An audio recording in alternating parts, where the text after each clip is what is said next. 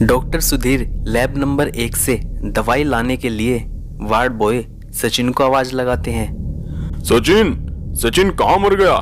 जा lab number 1 से मुझे दवाई ला कर दे। लेकिन सचिन वहां नहीं होता, इसलिए डॉक्टर सुधीर लैब नंबर 1 में दवाई का सैंपल लेने के लिए खुद चले जाते हैं। जैसे ही वे लैब में जाते हैं तो एक भयानक चुड़ैल सुधीर के सामने आ जाती है। फिर एक आवाज के साथ डॉक्टर सुधीर का कटा हुआ सर जमीन पर पड़ा हुआ होता है। अगली सुबह जब डॉक्टर सुधीर और डॉक्टर रमन को ये बात पता चलती है। क्या सुधीर मारा गया? लेकिन किसने मारा उसे? मुझे तो लगता है उसे लैब नंबर 1 के उस भूत ने मारा है और अब हमारा बचना भी मुश्किल है, हम दोनों भी मारे जाएंगे। अब क्या होगा? मुझे तो बहुत डर लग रहा है। कम बखत खुद तो मर गया, हमें मुसीबत में डाल गया। पूरे हॉस्पिटल में डॉक्टर सुधीर के मरने की खबर आग की तरह फैल जाती है। जिसने भी ये बात सुनी उनकी जबान पर बस यही बात थी। अरे पता है, कल एक चुड़ैल ने डॉक्टर सुधीर को मार दिया। हाँ भाई, सुना तो मैंने भी है। सब कह रही हैं इनके कर्मों की सजा है।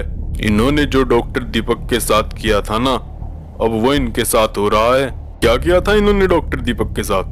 क्या तुम्हें नहीं पता? सबको पता है कि ये तीनों दोस्त कितने बड़े मक्कार हैं। फिर वार्ड बॉय उस आदमी को सारी बात बताने लगता है। 2 महीने पहले जो दवाई हमने बनाई है, अगर उस दवाई का एक्सपेरिमेंट सफल रहा तो हम करोड़ों में खेलेंगे, करोड़ों में। हाँ ये बात तो है, लेकिन करोड़ों में तो हम तब खेलेंगे ना जब वो दवाई कंप्लीट हो जाएगी। तुम्हें पता है ना, अब तक हमने जितने भी लोगों की बॉडी में ट्रीटमेंट के नाम पर जो उस दवाई का एक्सपेरिमेंट किया है वो सब मर गए हैं। अरे मर गए हैं तो मर जाने दो, हमें क्या फर्क पड़ता है? वैसे भी एक दिन सभी को मरना है। ये थोड़ा जल्दी मर गए तो क्या हुआ, कम से कम हमारे काम तो आए। अच्छा ये बताओ, क्या किसी पेशेंट का इंतजाम हुआ? आज उस दवाई का एक्सपेरिमेंट करना है।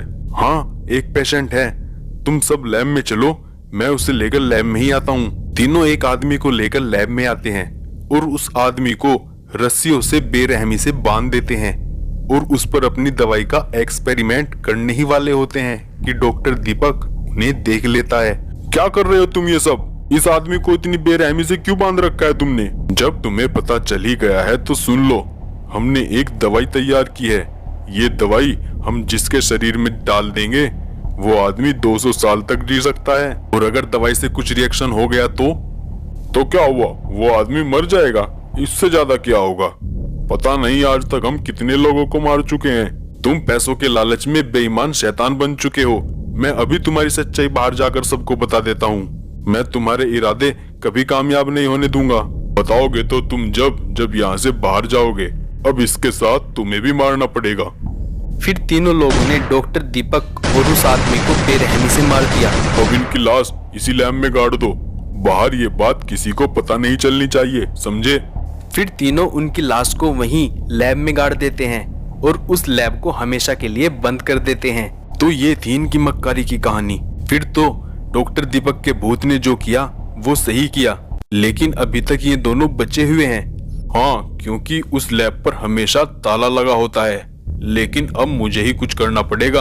अगले दिन जब डॉक्टर सुमित और डॉक्टर रमन सामने वाली लैब में काम कर रहे होते हैं तो वार्ड बॉय चुपके से लैब नंबर 1 का ताला खोल देता है। फिर डॉक्टर दीपक का भूत सामने वाली लैब में सुमित और रमन के सामने आ जाता है। आज तुम दोनों की जिंदगी का आखिरी दिन है और तुम मेरे हाथों से कैसे बचोगे? लेकिन हमने तुम्हारा क्या बिगाड़ा है? तुम कौन हो?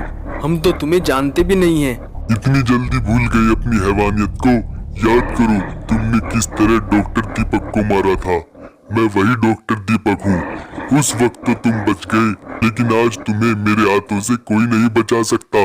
दोनों वहाँ से भागने लगते हैं, लेकिन दीपक का भूत उन्हें पकड़ लेता है और दोनों को जान से मार देता है। इस तरह डॉक्टर दीपक का बदला पूरा होता है और डॉक्टर दीपक का भूत लैब को छोड़कर हमेशा के लिए चला जाता है।